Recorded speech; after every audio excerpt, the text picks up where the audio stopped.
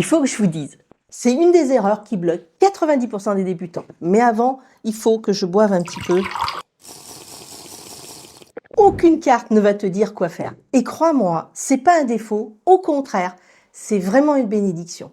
Mais avant, je me présente. Moi, c'est Sam. Je suis tarologue et je t'aide à apprendre le tarot au galop. Et si tu veux continuer à apprendre le tarot avec moi, pense à t'abonner. Alors, je reviens à mon histoire. L'autre jour, une élève me montre un tirage qu'elle a fait.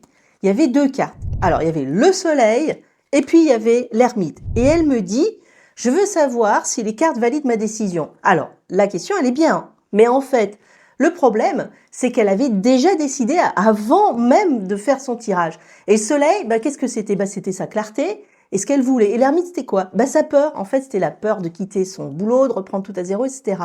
Et qu'est-ce qu'elle cherchait inconsciemment? C'était pas une réponse, c'était une autorisation. Tu vois, le problème, c'est qu'on fait tout le temps cela. On ne demande pas qu'est-ce que je dois faire ou est-ce que j'ai le droit d'y aller, parce que il faut être clair avec soi-même. Le tarot, il va jamais te dire vas-y, parce que ça, ce pouvoir, c'est le tien. Et les cartes, elles servent pas à trancher.